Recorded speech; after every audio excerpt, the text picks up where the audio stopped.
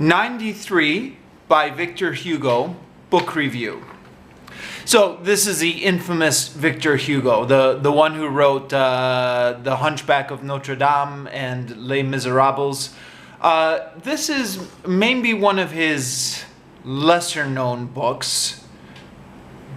Well, if it's possible to say it is lesser known. I mean, it's still being printed and talked about today.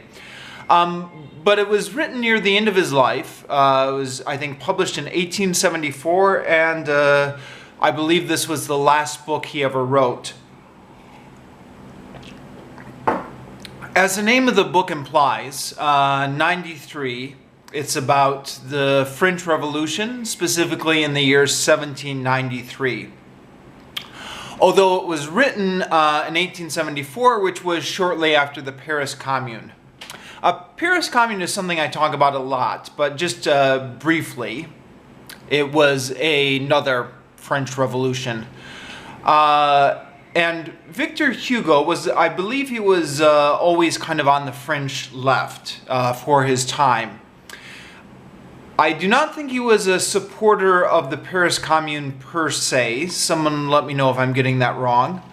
But he was definitely against the massacres at the end of the Paris Commune. He was against the massacres, and he supported an amnesty for the people who had been involved with the Paris Commune, for which he got attacked by conservatives around that time. And I believe one of the reasons 1793 was not so successful in its day, 93, the book by Victor Hugo, one of the reasons it was not so successful in its day was because France was still kind of fatigued by the Paris Commune. So public was not ready for another book on revolution. There are some brief references to the Paris Commune in 93. For example, in one part he talks about the men who were buried alive during the fighting of 1793, and then he just kind of adds as an aside, "We have seen a return to this recently." This is a reference to the Paris communards who were thrown into mass graves and buried alive by the Versailles forces. But aside from those brief references, the book's really not about the Paris Commune, it's about 1793. So, some brief historical background on 1793. And again, I'm going to assume maybe some people don't know. The French Revolution started in 1789, but it kind of went through several phases. And 1793 is kind of the radical phase, or the terror phase, or the guillotine phase, the Tale of Two Cities type things where people are getting their heads chopped off. A lot of the stuff, like A Tale of Two Cities, and probably your history class in high school, kind of focused on the guillotines and kind of what was happening in Paris in 1793. But what people will often forget is that in addition to kind of the reign of terror in Paris, there was a very brutal civil war that was happening out in the provinces. Because not everybody in the provinces was on board with the revolution in Paris. Some of the provinces were more conservative. They believed in God and the Catholic Church and the king. And so there was a rebellion in the provinces against the revolutionary government in Paris. And that resulted in some very brutal civil wars, which I believe there were a lot of just terrible atrocities committed by both sides. Because I guess both sides thought the other side was just pure evil in this kind of conflict, as maybe unfortunately often happens in civil wars. So this book, 93, is kind of bouncing back and forth a little bit between this brutal civil war out in the provinces and then kind of what is happening in Paris. This is a classic book, obviously, written in 1874 by Victor Hugo. And like a lot of classic books, it requires a little bit of patience. It's not written like like a thriller that you get off the shelves at the airport. There's not these hooks that draw you in. And in fact, to be perfectly honest, it took me a few tries to get into this book. I had a hard time making it past the first 50 pages. And so it's one of those books that I picked up, I read a little bit, and then I put aside, and then I picked up a year later. Kind of one of those stories. But once I got into it, I think you need to just kind of push through the first 50 pages, and then you'll kind of be hooked by the plot. Some knowledge of French history does help. You don't need to be an expert. I'm not an expert. But I think you need to have a rough idea of who Robespierre and Marat and Danton are. If you have kind of a vague idea of who they are, I think you'll get through. Actually, even if you don't know, you can probably still struggle through, get an idea of what's happening.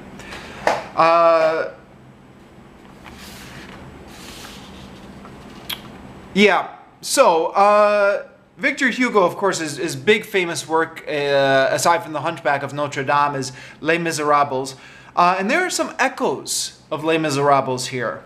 The bad guy of the novel, he's not really a bad guy, there aren't any bad guys, but kind of the bad guy, is a guy named Simordian. I'm probably mispronouncing that. Kimordian.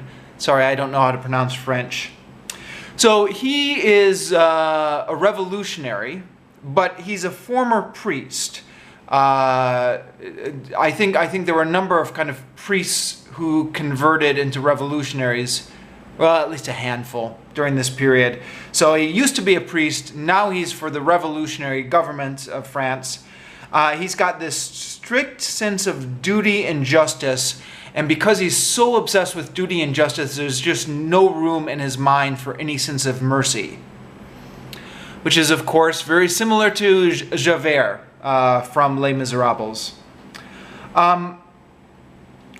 As in Les Miserables, there's also characters advocating against this kind of cold sense of justice and are using mercy and forgiveness. But there's an interesting twist here, and it seems almost to be a direct reply against Les Miserables.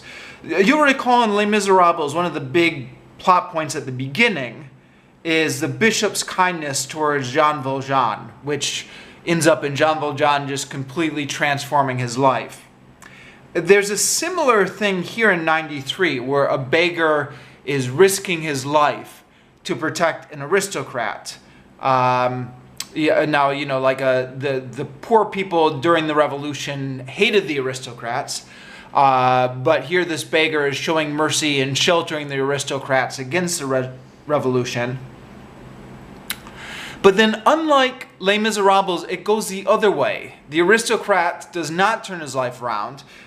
He later goes on to become a counter-revolutionary leader and commit atrocities, which causes the beggar to completely regret having sheltered him and saved his life. So it's an interesting turnaround on Victor Hugo's very own themes.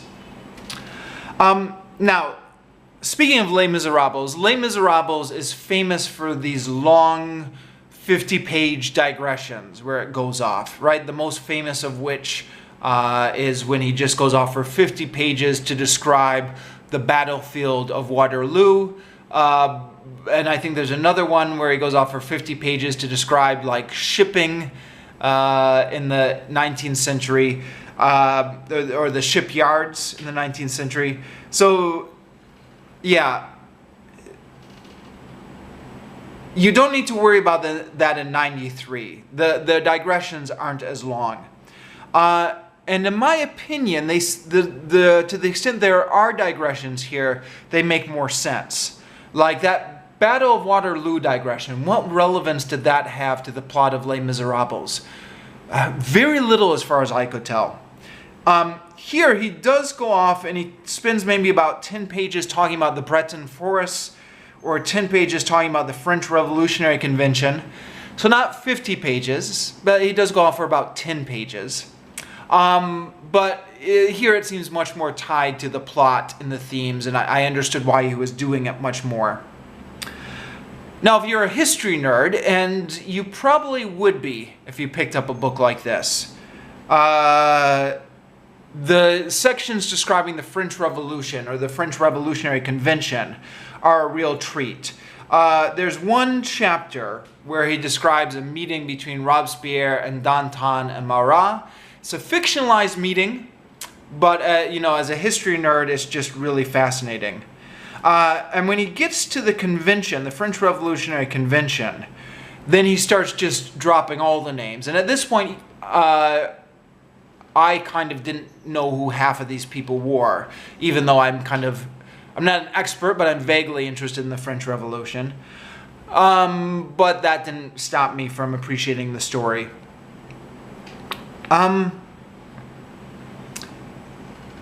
There are also all sorts of great quotes, and I wish actually I had written more of these down as I was reading the book, because now I can't remember them, or can't remember a lot of them.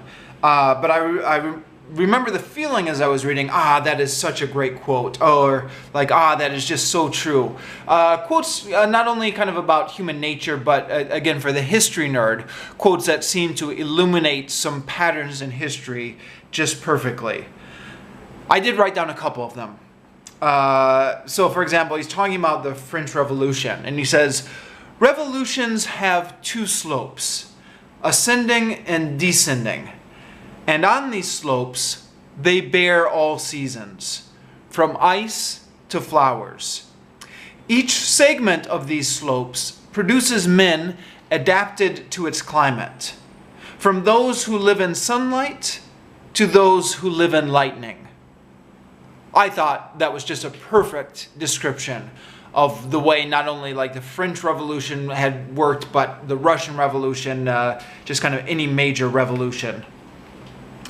One final note, and this is kind of unique to the edition I had, but you never know, maybe you have the same edition.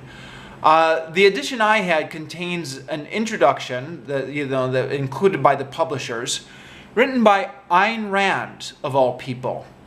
Now, it turns out Ayn Rand is a big fan of Victor Hugo, which surprised me because Victor Hugo is on the left for his time, and Ayn Rand is kind of famously on the right, or she's a bit hard to classify, isn't she? But a libertarian at least.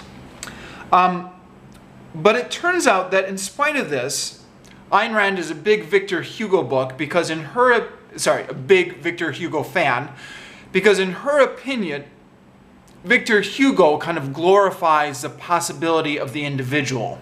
And she contrasts this with naturalist writers like Émile Zola, who she does not like, because Émile Zola shows people as being controlled by their circumstances, where Victor Hugo shows that people can rise above their circumstances. And so she really likes 93.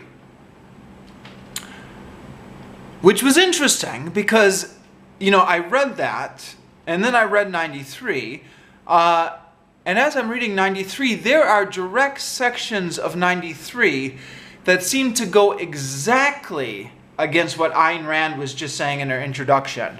And I'm like, Ayn Rand, did you read this book? Did you really pay attention to it? So, quoting from one of those sections, this is Victor Hugo in 93. He said, "A revolution is an act of the unknown. Call it a good act or a bad act, according to whether you yearn for the future or the past. But leave it to him who did it. It seems to be the joint word of mingled great events and great individuals, but it is actually the resultant of events. Events spend, men pay. Events dictate, men sign. Desmoulins, Danton, Marat, Georgier, and Robespierre are only clerks. The enormous and awesome author of those great pages has a name, God, and a mask, destiny. Robespierre believed in God. Of course.